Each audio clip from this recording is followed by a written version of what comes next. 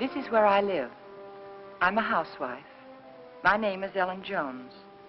That Tuesday in July started out just like any other day the past few months.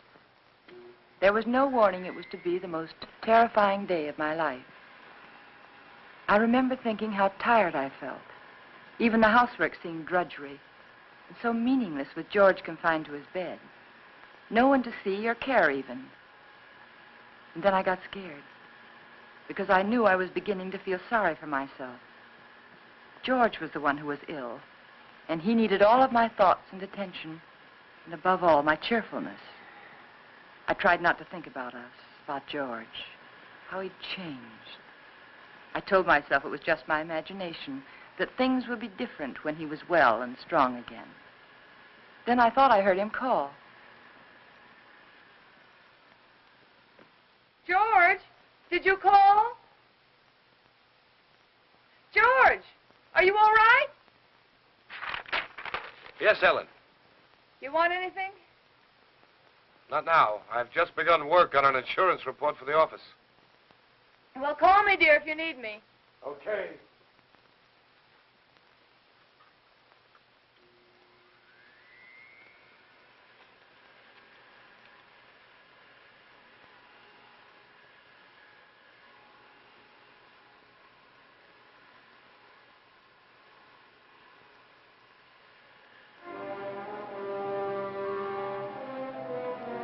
Somehow I had an odd feeling.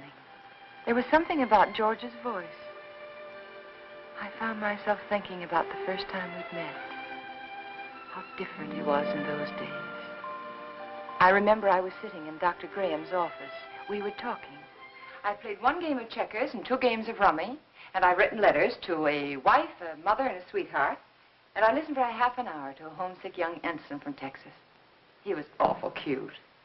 Now, what else can I do to help boost the morale around here, huh? You could go out to dinner with me. We'd get about halfway through the soup, and you'd get a call from the hospital. You're right. Mm-hmm. I guess my courting will have to wait till after the hostilities.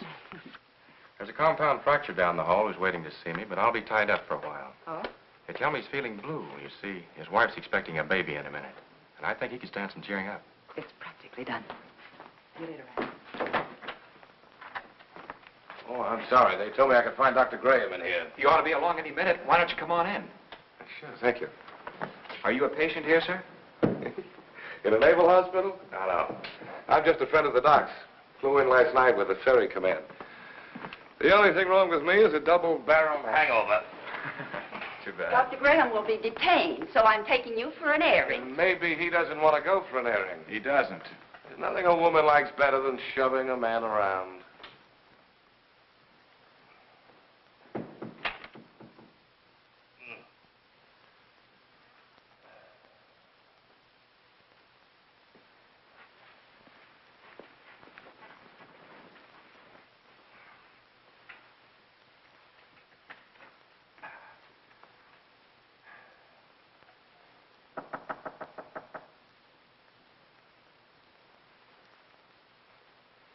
Hello.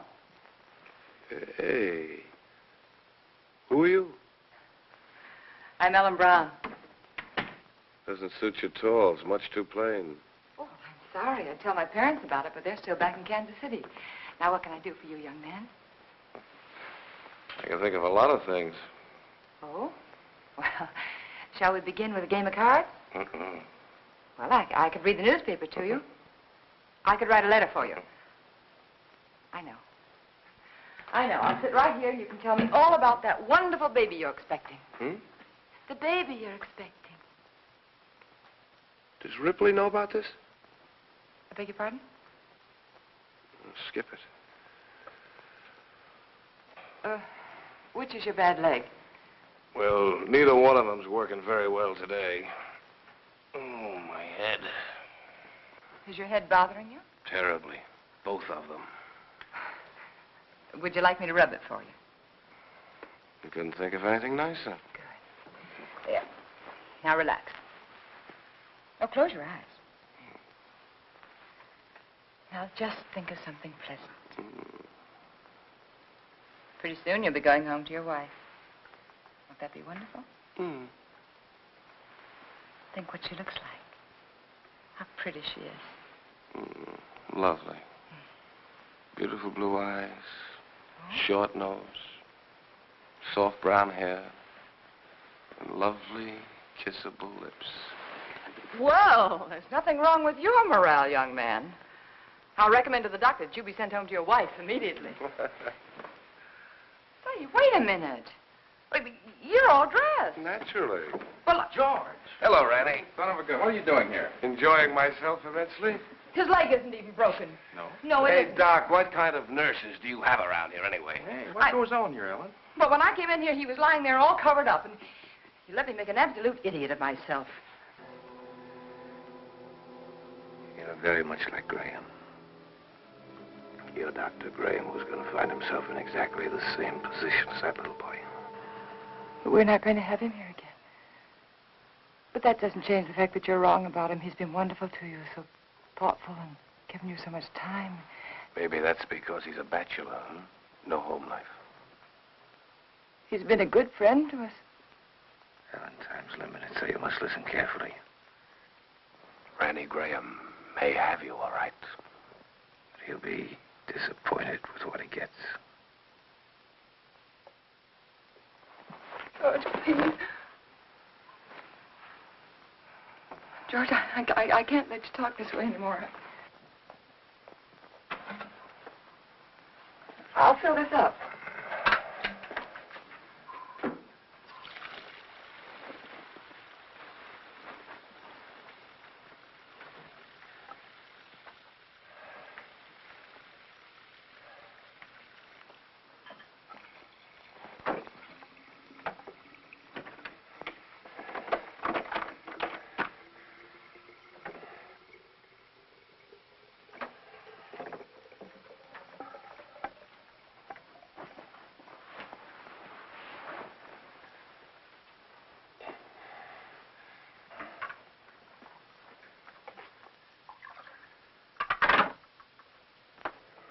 I'll be downstairs if you want me.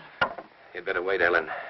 I've written the district attorney asking him to make a complete investigation if anything happens to me today before he can get help to me.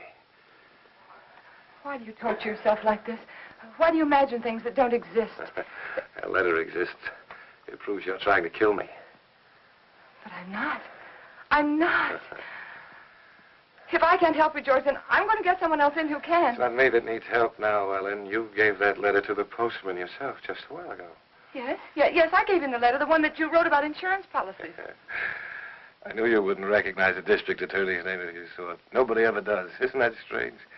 Everybody knows he's a district attorney, but nobody ever knows his name.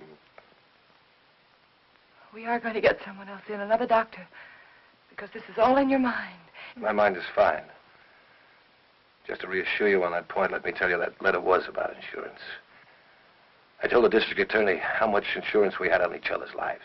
And if either one of us died, the other would do very nicely for the rest of his life, or her life very comfortably indeed. Oh. I also told him how you and Dr. Graham, how you were working together to aggravate my condition so it wouldn't look like murder. George!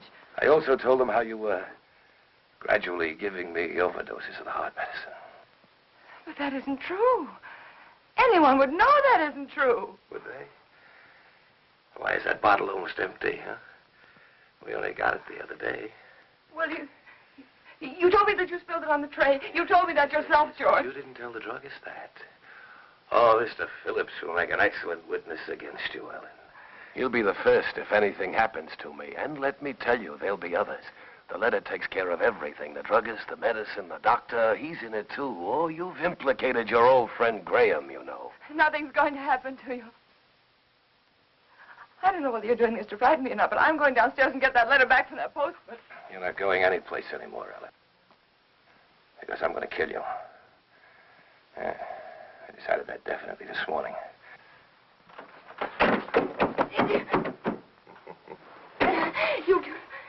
You couldn't mean this, George. You couldn't.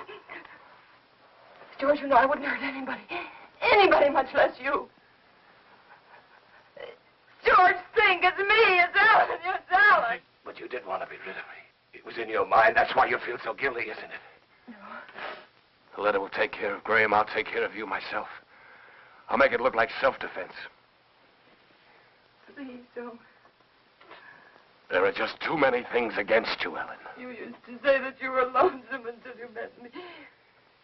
George. George, you love me. I loved you, George. And since I've been sick, since he's been coming to the house, you've hated the sight of me. No, I haven't.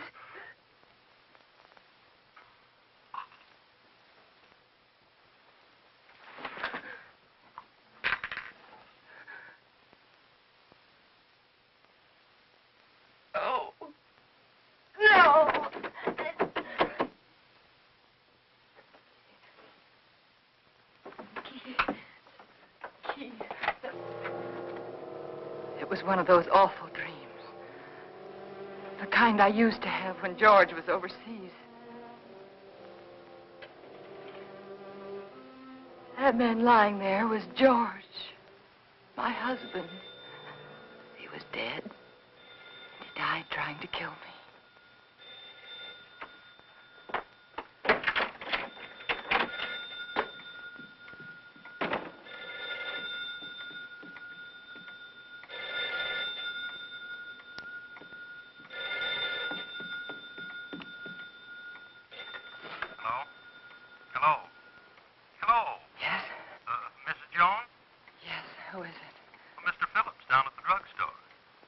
What is it that you want, Mr. Phillips? Why, it's about that heart medicine you want refilled. Yes? Can't refill it without another prescription. I see. We'll just let it go. Let it go? That is, until I talk with Dr. Graham. Oh. By the way, Mrs. Jones, according to my records, you got that prescription filled just the other day. But my husband knocked that bottle over on the tray and spilled it. Oh? You didn't tell me that when you called before. But that's what happened. I promise you that's what happened, Mr. Phillips. All right, Mrs. Jones. You don't have to promise anything. I didn't tell you before because I didn't think it was necessary. Well, it wasn't. Look here, Mrs. Jones, I didn't... George said that Mr. Phillips would be a witness against me. I just thought it was such A witness? You got that prescription filled. I'd warn you, that's all. I'll see that you get another prescription. Yes, you just get in touch with Dr. Graham. Oh, why didn't I tell him about George?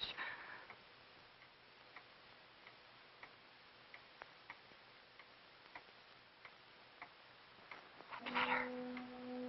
I had to get that letter back. I couldn't tell anyone about George until I got that letter back. I could feel the woman next door watching me. Maybe she'd be a witness against me, too. She could tell them how I ran out of the house and then back in again. How strangely I was acting. It wouldn't matter what she thought if I could only get that letter back. I tried to think, which way did he go?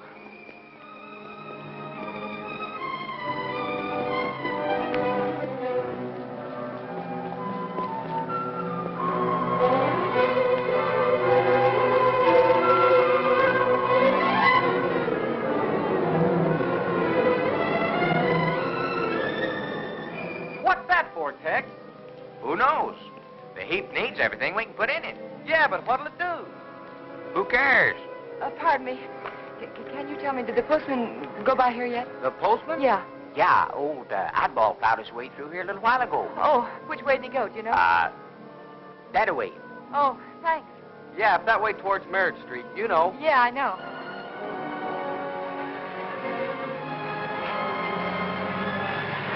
Oh, I'm sorry.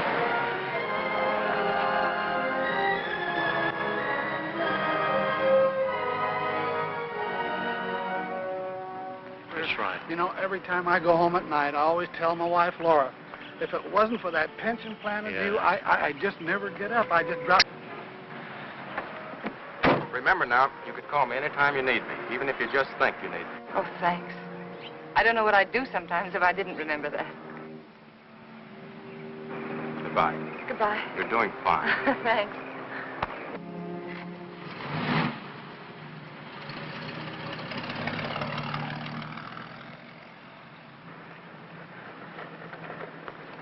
Stand where you are. Don't move. Oh, you frightened me. Did I? Yeah. Say, what are you all dressed up for? And where did you get that beautiful new tricycle? It's no tricycle. It's a horse. Oh? A Palomino. My grandpa gave it to me. Oh, he did? Well, it's beautiful, Billy. I'm not Billy. I'm Hoppy. Hoppy? Now, who's Hoppy? Don't you know who Hoppy is? No, I'm afraid I Don't don't. you have television? What? Don't you have television? No. Want to see mine? Sure. Look inside. Well, look at that. See? Hoppy's there, too. Just like in a real Cowling. Why, of course, I know him. That's Hopalong Cassidy. Uh-huh. Well, saved many people today, Hoppy? Oh, 60 or 100. Don't try any tricks now. Oh, I wouldn't think of it. Do you have any cookies? No, I haven't. See, the groceryman hasn't come yet, but I will have later. You know what I do with the bad men? No, what do you do? I dynamite them into little pieces.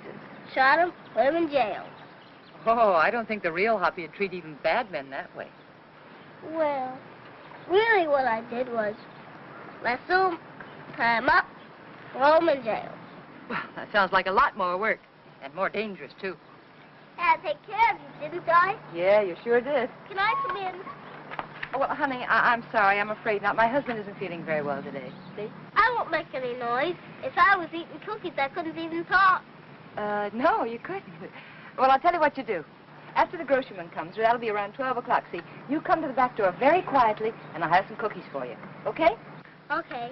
I'll ride my horse up and down and see that no bad people make any noise. Because I'm your friend, aren't I? That's right, Hoppy. You're my friend. Boo-boo! I'm an engine, I'm going to beat that car at the crossing. Boo-boo! Boo-boo!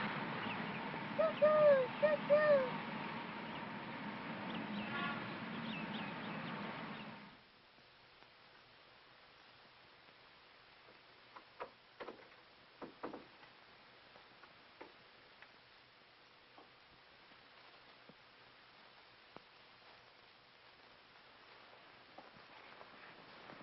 Well, George, you weren't out of bed just now, were you? No. Oh, it must be the heat. I could have sworn I saw somebody What took you so right... long? What, dear? It took you so long.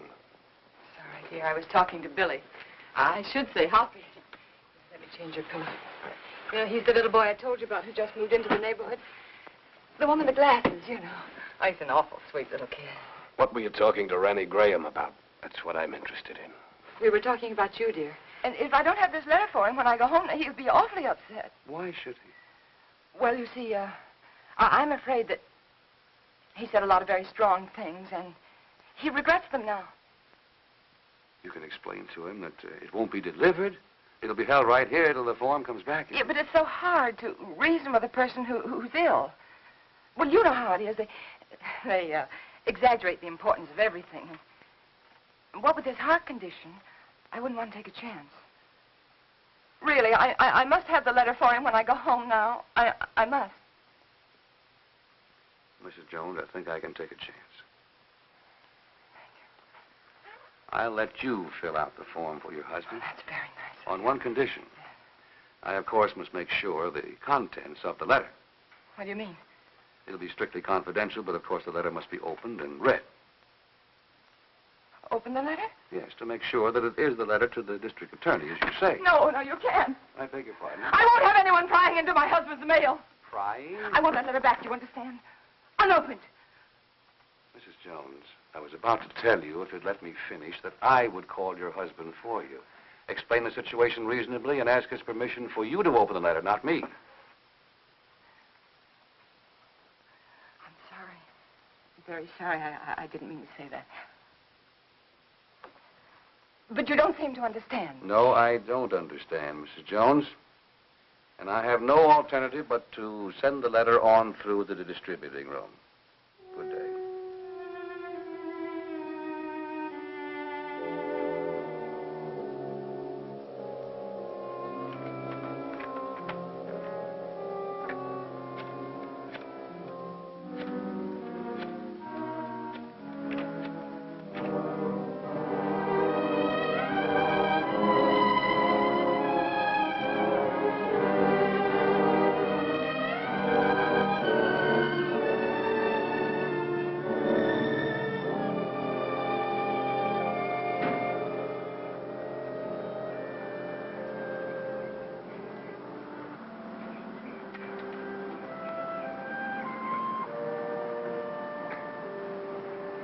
Mrs. Jones. Mrs. Jones. I don't want to intrude, but I couldn't help noticing you all day long. I've had the feeling that something was wrong, and I'd so like to be able to help you. Oh, I know we haven't been too neighborly, but trouble's something else again. Can I help you? Is there something I can do for you? Of course, I know you're anxious to get up to your husband, so you run up and see if he's comfortable and settled, and then you come over. Or call me. I'll be waiting for you. She was kind. She might have been my friend. She might have helped me.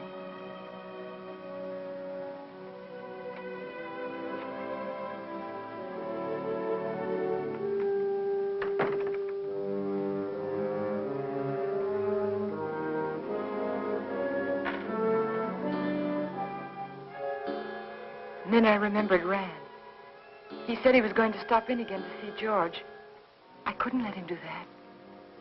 He mustn't come here again. Ever.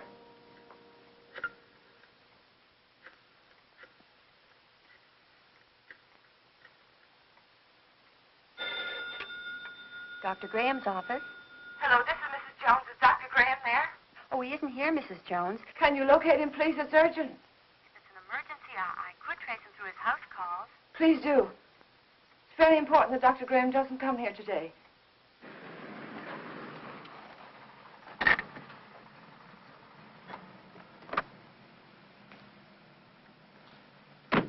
Now, I hope you understand. Of course. I'll do my best. Goodbye. Bye.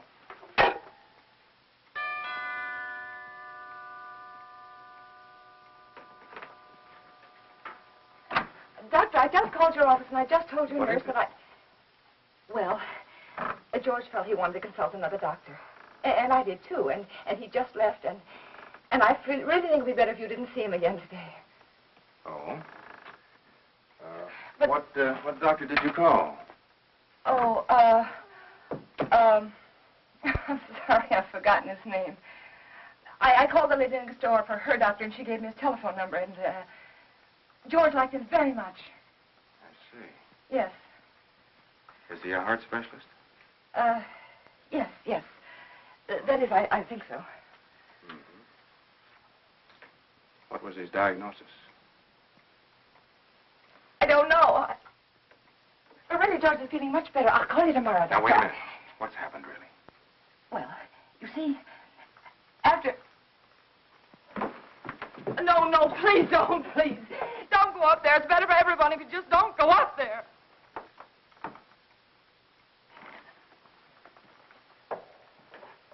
Helen. It...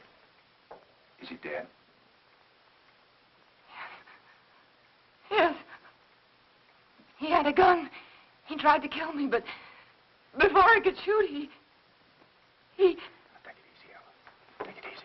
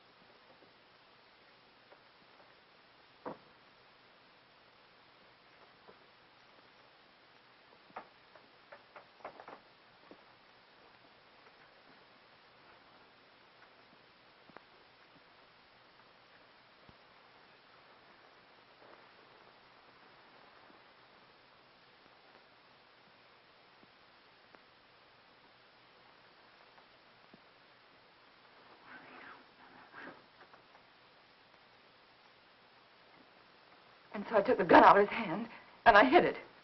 I had to. It looked as though he died protecting himself from me. All right, Helen, but why didn't you want me here? I don't know how to tell you. That letter said that we planned his death together. That you told me to aggravate his condition, to give him overdoses of his heart medicine. And if they come here and find you here, they'll think it's true, just like George said. Helen, his mind was going. I tried to tell you this morning. He wasn't responsible. They won't believe me. How could they? I did everything wrong. Everything, just like he said I would. The druggist, and then the postman, and then the superintendent. And I even lied to his aunt. They'll all think I was guilty, all of them. You're not guilty, Helen. Remember that. Oh, I know. The police will be here any minute. Now, you better go. You better go right now. Helen, where are you going? I don't know. There's no sense in running away now. Go at the door. Helen. Go at the door.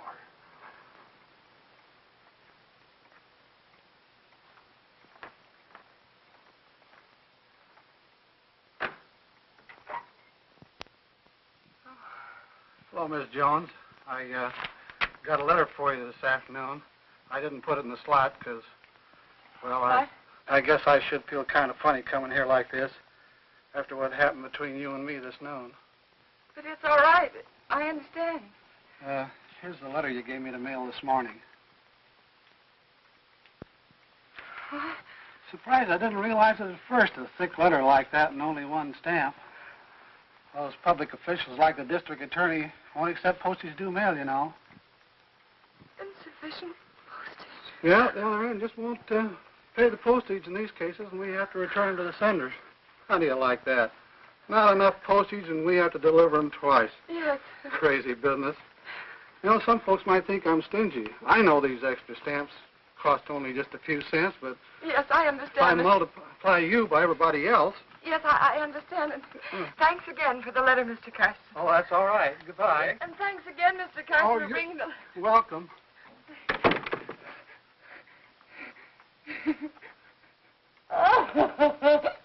Oh, it's so funny. It's so funny. Go ahead. It'll do you good.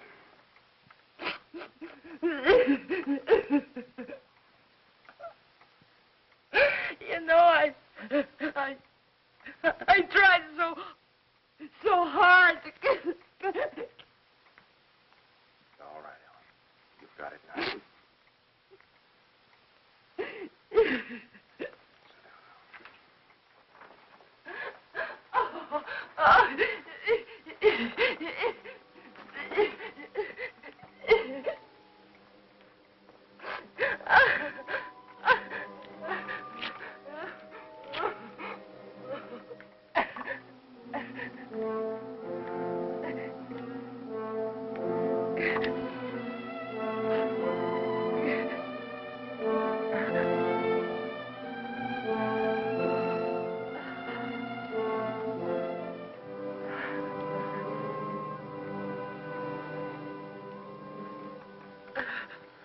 And then I knew what people meant when they said their heart was broken.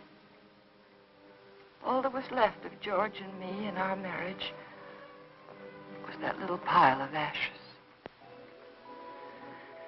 I knew that somewhere, somehow, I'd have to begin to live again. But right then, all I could do was pray to lose that one day. That one terrifying day.